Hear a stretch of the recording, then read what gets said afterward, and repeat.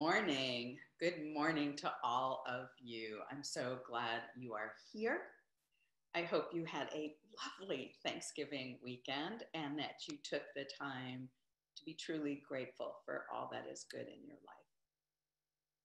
One of the parts of my life that I am most grateful for are my deep and abiding friendships.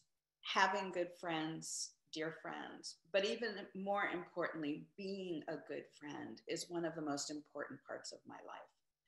So we'll be looking at friendships as spiritual practice throughout our morning worship today. I'm so happy to be leading worship this morning with Cynthia Young, our music director. Both Linda Weaver and Jesse Leong are taking this Sunday off, although you'll see Jesse in some of the videos later. Beth DiPasquale, our wonderful office director, is running the technical side of worship this morning with support from congregant Maggie Mack, who is serving as your usher in the chat. I only have one announcement this morning. I want to remind you that this is the week of the alternative gift market. If you are thinking about Cyber Monday, look for the link in the e-blast or look for the link on the front page of the homepage of the website. This is our opportunity to support local, national, and international organizations with our donations. We won't be holding the AGM in person this year for COVID reasons, but we've designed it now so that it's all online and you can purchase gifts, donations for your friends, and you'll still get a gift card to send to them. So I hope all of you will visit. It will be open through next Saturday. Our prelude this morning is our own UCR choir's beautiful rendition of Spirit of Life. I invite you to listen, to take some deep, quieting breaths, and to center yourself for our time of worship together. Spirit of Life.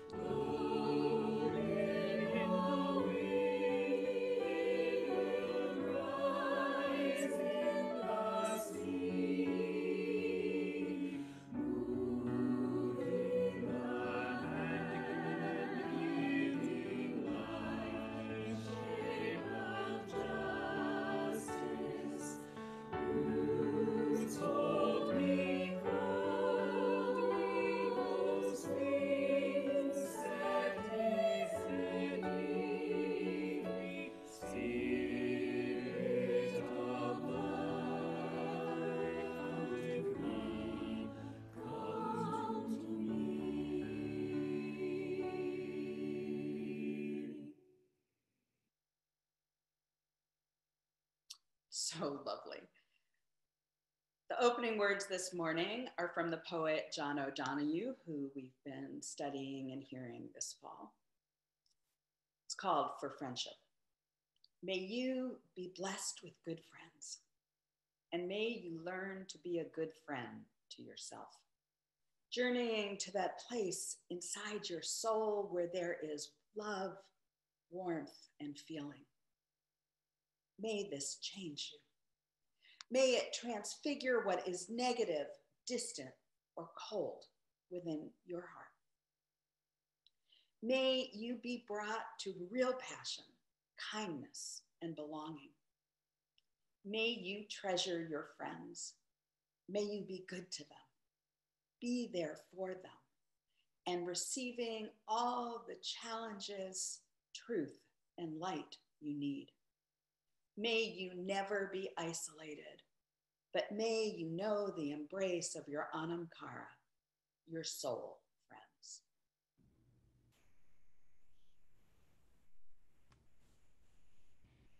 Good morning. My name is Cynthia Young. I am the music director at UUCR.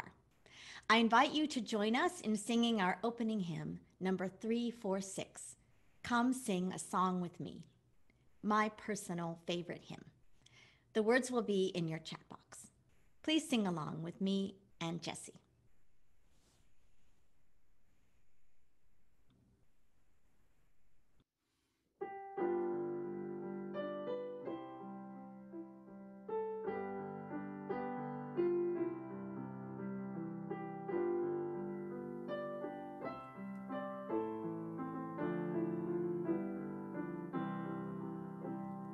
Come sing a song with me. Come sing a song with me. Come sing a song with me, that I might know your mind. And I'll bring you hope when hope is hard to find. And I'll bring a song of love and a rose in the winter time. Come dream a dream with me. Come dream a dream with me. Come dream a dream with me, that I might know your mind. And I'll bring you hope when hope is hard to find. And I'll bring a song of love and a rose in the winter time. Come walk in rain with me. Come walk in rain with me. Come walk in rain with me, that I might know your mind.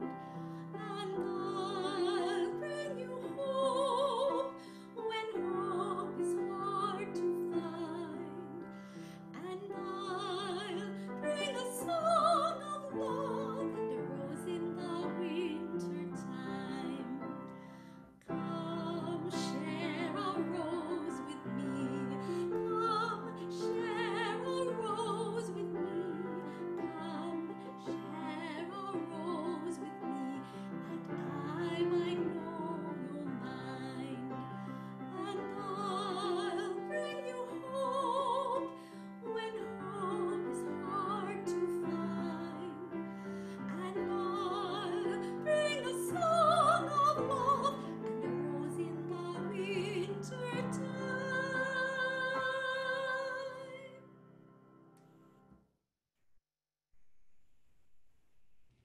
Now is the time for our chalice lighting.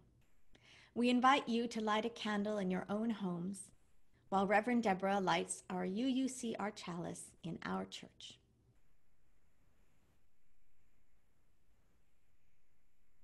Our chalice lighting reading today is by Albert Schweitzer. At times, our own light goes out and is rekindled by a spark from another person. Each of us has cause to think with deep gratitude of those who have lighted the flame within us. In our church, we sing a covenant together every Sunday. Love is the spirit of this church. We will sing along with our own wonderful UUCR virtual choir. The words will be in your chat box. If you are visiting us this morning for the first time, please accept this song as our blessing to you.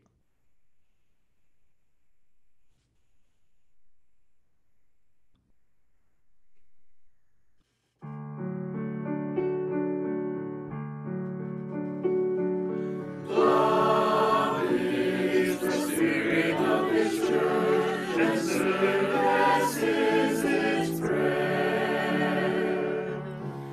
This is our great covenant, to dwell together in peace, to seek truth in love, and to help one another in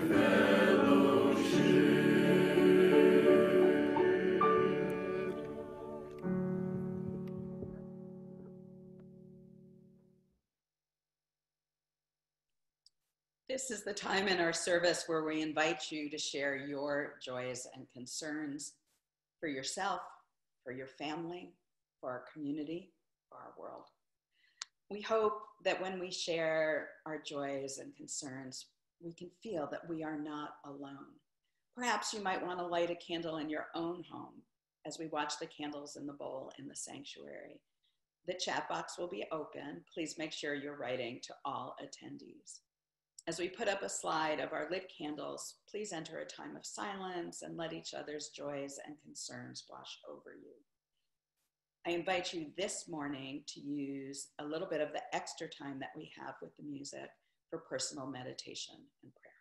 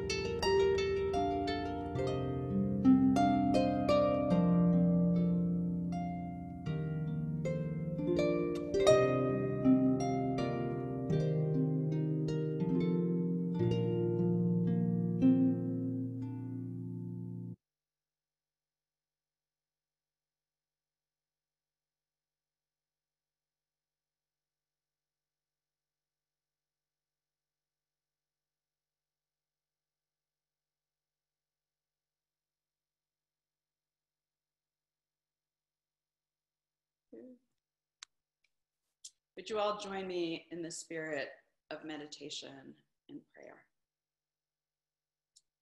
Spirit of life, be with us on this beautiful, cool fall day. Let us feel your presence. Let us feel hope in our life, in our hearts. As we enter what is surely going to be an even tougher time, we hold in our hearts this morning so many loved ones, dear ones, who have passed away. To the Reverend Dr. Hope Johnson, a star in the Unitarian Universalist ministry.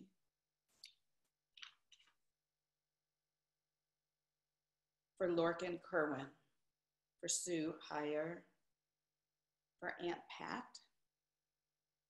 for those among the many people, the more than 1 million people who were diagnosed with COVID in the last week, including Carol, a neighbor in the ICU, to others struggling in hospital, including Nick's mom and Dale. It is a heavy time. It is a time to be cautious. It is a time to be careful. It is a time to pay attention to public health authorities. And yet, as we come out of our Thanksgiving weekend, we know there is gratitude to be chosen. Gratitude is a choice. We are grateful this morning that Linda Holloway has a new great grandson and that mom and baby are doing well. We are grateful for the people we were able to be with virtually or in person on Thanksgiving. We're grateful for new traditions, and we are grateful for this technology that allows us to stay connected. We are grateful for all those scientists who have worked on a vaccine that will indeed be here. Just going to take a little more time. We are grateful for this community that sustains us, that cares for us, that holds us through all the days ahead. So may it be. Amen.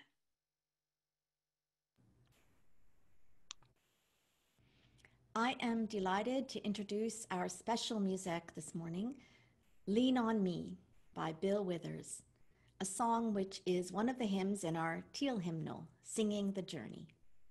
This beautiful performance is sung by the fabulous Dr. Glenn Thomas Rideout, Director of Worship and Music at the First Unitarian Universalist Congregation of Ann Arbor.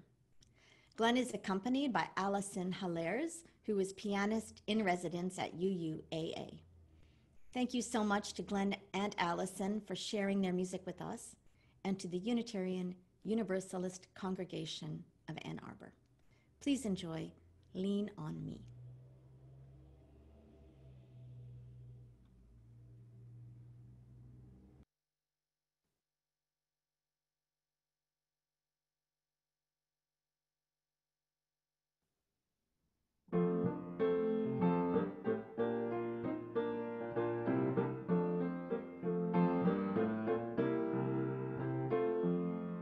Sometimes in our lives, we all have pain, we all have sorrow, but if we are wise, we know that there's always tomorrow. Lean on me when you're not strong, and I'll be your friend. I'll help you carry on, for it won't be long till I'm gonna need somebody to lean on. And please swallow your pride if I have things you need to borrow, for no one can fill those of your needs that you ain't let show. Lean on me when you're not strong, and I'll be your friend. I'll help you carry on, for it won't be long till I'm gonna need somebody to lean on. You just call on me, brother, when you need a hand. We all need somebody to lean on. Just might have a problem that you you'd understand. We all need somebody to lean on. And if there is a load you have to bear that you can carry, and right up the road, I'll share your load. If you just call me, lean on me when you're not strong, and I'll be your friend. I'll help you carry on, for it won't be long till I'm gonna need somebody to lean on. Just call on me, brother, when you need a hand. We all need somebody to lean on. I just might have a problem that you'd understand. We all need somebody to lean on. Lean on me when you're not strong, and I'll be your friend. I'll help you carry on, for it won't be long till I'm gonna need somebody to lean on.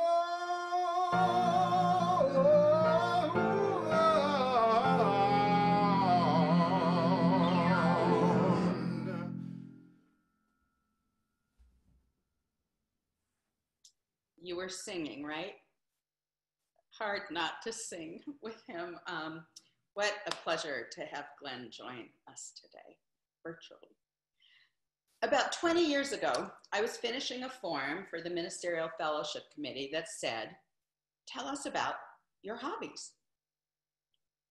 I was perplexed. I really don't have hobbies except that I do yoga, and I like to read, and I do the Sunday New York Times crossword puzzle, but I couldn't really think what else to put down. I mentioned it to my friend Liddell during a walk that day. We had been friends since high school. And she said to me, "Yes, you do, Debra. Your friends are your hobbies." I've never forgotten that. And now I hold it especially dear because Liddell and her family were killed in a motor vehicle accident 5 years ago, tragically. But she was right. After my family and after my ministry, I spend more time and effort cultivating my friendships than just about anything else in my life. I have a sign in my home office that says, "The greatest flowers in the garden of my life are my friends." I have all sorts of friendships. I have 3 best friends who I make time to speak to at least once a week. I have about another dozen friends who pre-COVID I would see at least once or twice a year. But when we got together, it felt like we could pick up just where we left off. And I actually just have to say, I'm really happy today that my friends who are in that category, Ellen Remmer, Linda Shannon, Leslie Cantor, Bob and Harriet Silverstone, and Russ and Wendy Lynch have joined us today. So that makes me really happy. I have friends from high school. I have friends from college. I have friends from my professional days in sexology, and I have friends in the ministry. Now, let me be clear. I'm not talking about acquaintances or people to play with or contacts or even colleagues or the 1,350 people Facebook tells me are my friends. I'm talking about the people who are real friends. The people who the Reverend Frederick Buchner says we choose to make part of our lives just because we feel like it. I think of my good friends as the chosen family of my heart. We are family not because of circumstance or the accident of birth, but because we have chosen each other to be part of our lives. I'm going to show you a slide. This slide is from an annual post-Thanksgiving get-together, that's our home in Connecticut, about 7 years ago with the 2 families, the Fasts and the Finellis, who we raised our children with. Last night, these same group of people gathered by Zoom. And it is such a pleasure that the young people in this photo, who are now 7 years older and therefore adults, are also my friends. These people are part of my chosen family. I once heard someone give a talk about friendship who said we need at least 5 different kinds of friends. We need a soulmate or soulmates, our spiritual siblings. We need at least one chicken soup friend who we can count on to nurture us when we are low or in need. We need an intellectual friend, someone with whom we can share ideas, books, movies, political activities, and so on. We need a fun friend, someone who enjoys the same activities we do. And in this person's ideas, we need someone who is a stretcher, someone who encourages us to be more than who we think we can be in the world. So this picture was taken nearly 18 years ago, and it was right before my ordination. These people had all traveled in for my ordination. And when I look at it, it reminds me how some of these people who are so dear to me started actually as one of those kind of friends. Dr. Larry Greenfield on your left, for many years was my intellectual stretcher. We met in 1997, and I actually lit a candle for him a few weeks ago, and I'm pleased to say he has now recovered from COVID. Dr. Pepper Schwartz, next to Larry, who some of you may know from her TV program, has been my life stretcher ever since we met in 1991. She challenges me to be more than I think I can. Kate Hanley, on the other side of me, has been my fun friend since 1984 when we met when I was pregnant. And she and the Reverend Barbara Fast, who you saw in the last picture, who I met in 1991, are my chicken soup friends. The Reverend Catherine Booth on the right in this picture is my spiritual sister. We started the Wesleyan Women's Center together and roomed together in college and both ended up in the ministry. So these friends and some of the other people who are here and some of my other closest friends have been part of my life for decades. And what I've learned is that friendship transcends categories. People change and our friendships must change with them. Your fun friend's mother gets Alzheimer's, like Kate's did. Your chicken soup friend gets consumed with a family crisis of their own. Your intellectual friend is the one who sits with you for results at the doctor's office. So people don't really fit into those categories once you get to know them. Trust is the core of friendship for me. It's what separates my friends from the people I do things with. It's what turns a colleague into a friend. And trust takes time.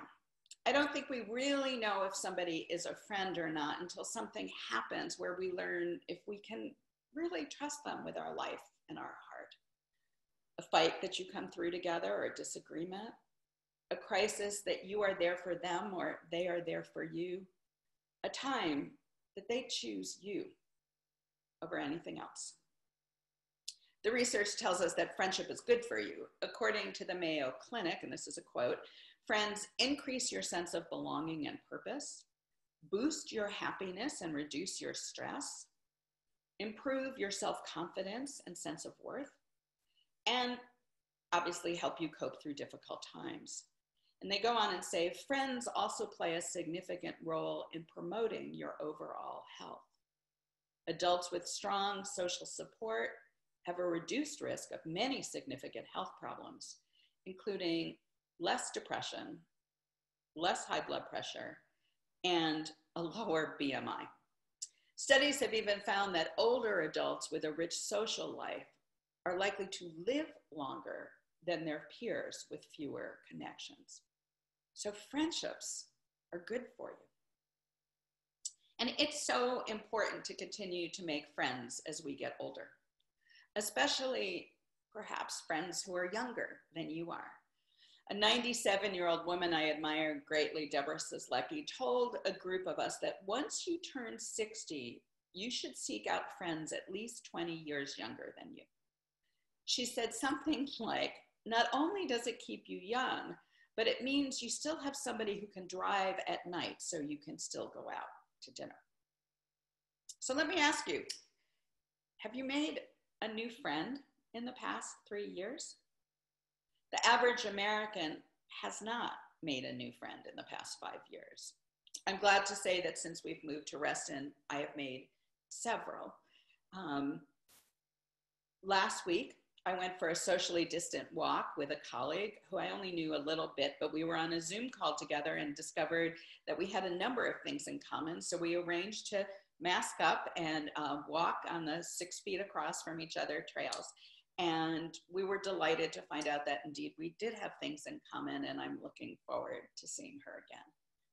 I understand what Emerson meant when he said, "A new person to me is a great event." That's what it feels like, a great event. Now, COVID has surely been challenging for our friendships, surely challenging for thinking about how to make new ones.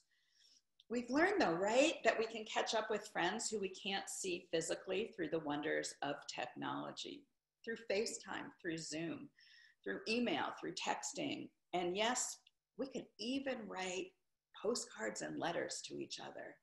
This week, I spent about an hour writing postcards to people who asked me to send them postcards on Facebook to tell them what I was grateful for. It was a great blessing to spend an hour thinking about these people. I'm guessing for most of us, at the end of the pandemic, we are going to have a much clearer idea, or at least a different idea, about which of our friendships sustained the pandemic. So I hope that you are staying in touch with your friends, but I'm also hoping that you're using this time to get to know some of the people in our congregation better, even through Zoom.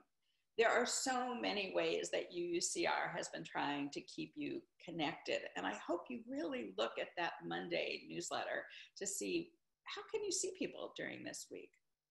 We've had a wonderful time on Wednesdays in Lectio Divino. A small group of us have, I think, really gotten to know each other beneath the surface. Tomorrow, you're going to get a link to a new Advent Connection calendar that I created with Beth's help for the month of December, which has lots of ideas on how this month during Advent you can stay connected to each other. So I hope you will print it out, and ours is already on our refrigerator.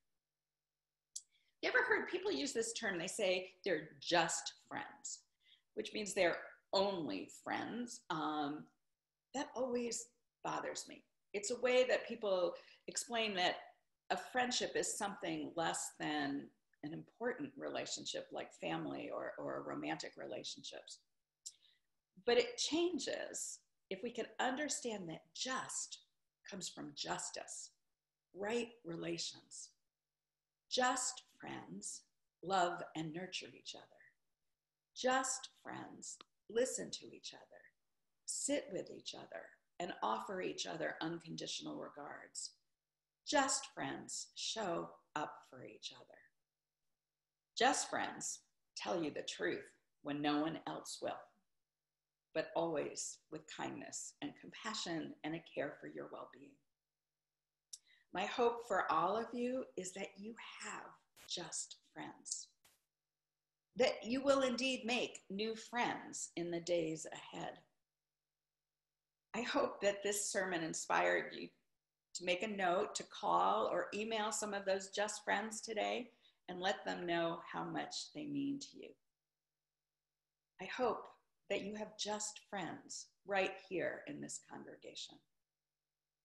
My hope for you is that you be forever blessed with just friends. So may it be. Amen. Our closing hymn today is number 128, For All That Is Our Life. The words will appear in your chat box. Please sing along with me and Jessie.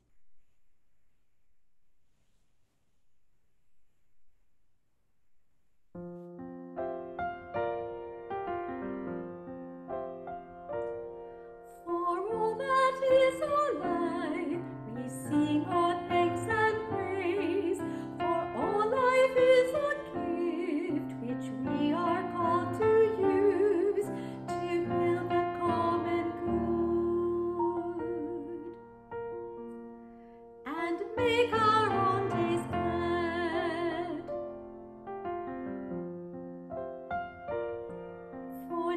we each other serve, for services we give, for work and its rewards, for hours of rest and love, we come with praise and thanks. For all that is our life, for sorrow we must bear, for failures, pain and loss, for each new thing we learn, for fearful hours that pass, we come with praise and thanks. For all that is our life, for all that is our life, we sing our thanks and praise. For all life is a gift which we are called to use to build the common good and make our own days glad.